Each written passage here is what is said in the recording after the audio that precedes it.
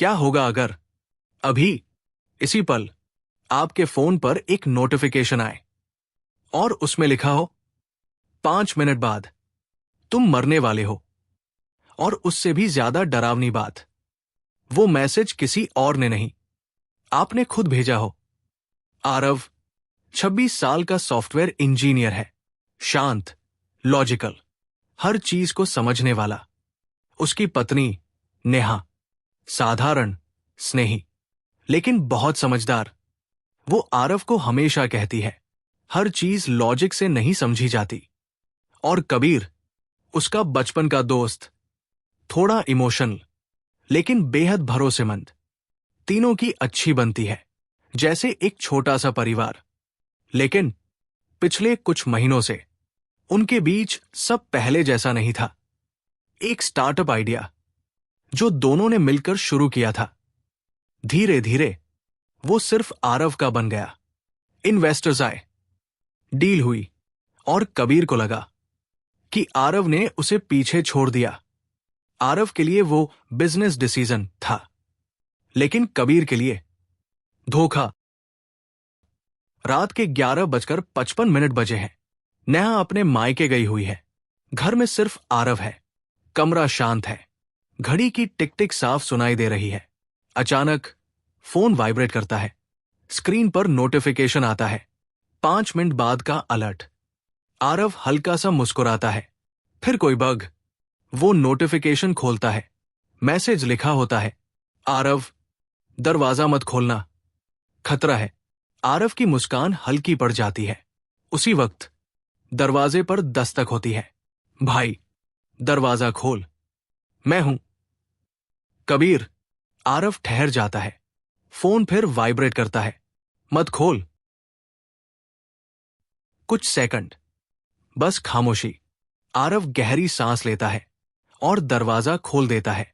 कबीर अंदर आता है, हंसता हुआ, बिल्कुल नॉर्मल। क्या हुआ? ऐसे क्यों देख रहा है? आरव हंस देता है, कुछ नहीं, बस। दोनों बैठ जाते हैं। हल्की फुल्की बातें, पुरानी यादें। आरव थोड़ा रिलैक्स हो जाता है। तभी फोन फिर वाइब्रेट करता है। नया मैसेज, तूने फिर खोल दिया।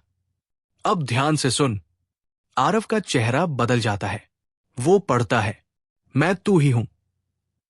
5 मिनट आगे से उसका दिल जोर से धड़कने लगता है। अभी से 5 मिनट बाद कबीर तुझे मार देगा। आरव धीरे धीरे नजर उठाकर कबीर को देखता है। कबीर हंस रहा है। सब कुछ सामान्य है। आरव के हाथ कांपने लगते हैं। तू ठीक है ना? कबीर मुस्कुराता है, अरे भाई, तू ठीक है? फोन। वो अभी नॉर्मल है, लेकिन 5 मिनट बाद सब बदल जाएगा। आरव घबरा जाता है। तो मैं क्या करूं? फोन कुछ अलग कर, लाइट बंद कर। आरव धीरे से उठता है। कबीर, क्या हुआ? आरव कुछ नहीं बोलता। स्विच दबाता है। अंधेरा। कमरा एकदम शांत। कुछ सेकंड बाद कबीर की आवाज बदल जाती है, तूने जल्दी समझ लिया। आरव का गला सूख जाता है। फोन टेबल के पास रह। अंधेरे में कदमों की आवाज धीरे पास आती हुई। आरव हाथ बढ़ाता है, पेपरवेट पकड़ लेता है। उसकी उंगलियां सख्त हो जाती हैं। कदम और करीब। आरव। अब आवाज बिल्कुल सामने है।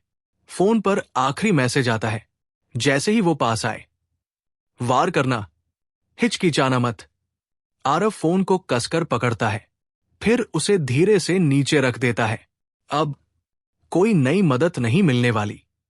अंधेरा और सामने मौत। कदमों की आवाज करीब आती जा रही है, धीरे, बहुत धीरे। आरव। आवाज बिल्कुल सामने है। आरव अपनी सांस रोक लेता है, पेपरवेट को कसकर पकड़ता है, और जैसे ही उसे हलचल महसूस होती है, वो पूरी ताकत से वार करता है। लेकिन वार खाली जाता है। अगले ही पल कबीर उसका हाथ पकड़ लेता है। इतनी जल्दी? उसकी पकड़ असामान्य रूप से मजबूत है। आरव छूटने की कोशिश करता है, लेकिन कबीर उसे जोर से धक्का देता है। आरव पीछे गिरता है, टेबल से टकराता है। पेपरवेट उसके हाथ से छूटकर दूर गिर जाता है।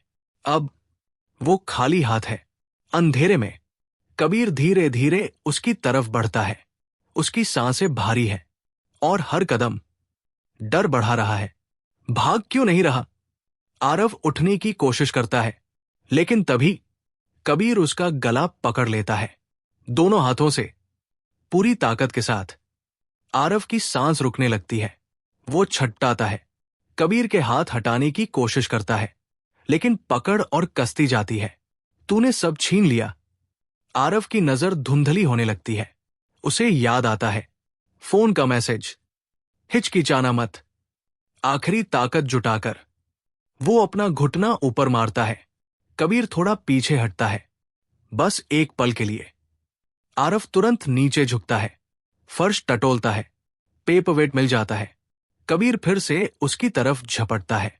इस बार उसके हाथ में चाकू है। अंधेरे में उसकी चमक और भी खतरनाक लगती है। अब खत्म।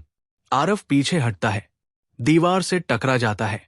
अब कोई रास्ता नहीं। कबीर चाकू उठाता है, वार करने ही वाला होता है। उसी पल आरव साइड में हटता है और पूरी ताकत से पेपरवेट उसके सिर पर मारता है। एक बार कबीर लड़खड़ाता है, लेकिन गिरता नहीं। दूसरा वार, और इस बार कबीर की पकड़ ढीली पड़ जाती है। चाकू उसके हाथ से गिरता है। तीसरा वार, और कबीर जमीन पर गिर जाता है। सब कुछ अचानक शांत हो जाता है। सिर्फ आरव की टूटी हुई सांसें बचती हैं। कुछ सेकंड बाद वो लाइट ऑन करता है, नीचे देखता है।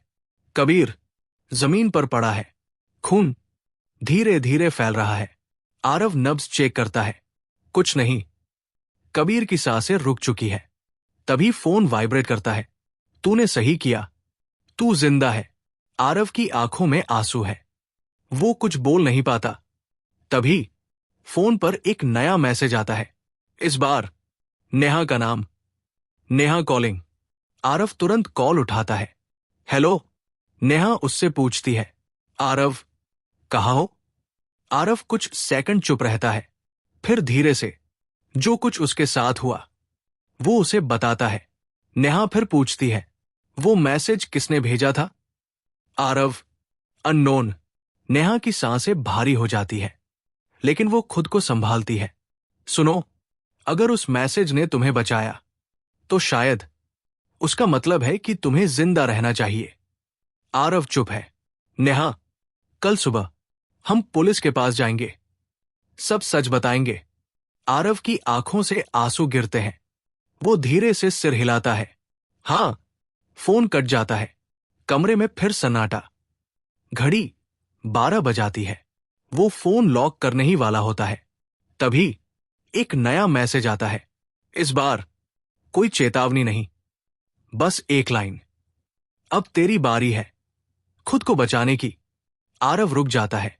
स्क्रीन पर टाइम दिखता है, बार, और नीचे एक नया नाम पॉपअप होता है, अननोन यूजर, और उसके नीचे लिखा होता है 5 मिनट बाद का अलर्ट। आरव हल्का सा मुस्कुराता है। अगर आपको रहस्यमय, सस्पेंस से भरी और दिल को छू जाने वाली कहानियां पसंद हैं, तो देसी चिलिंग स्टोरीज को अभी सब्सक्राइब करें और बेल आइकन दबाकर ऑल चुनें ताकि हर नई कहानी आप तक सबसे पहुंचे।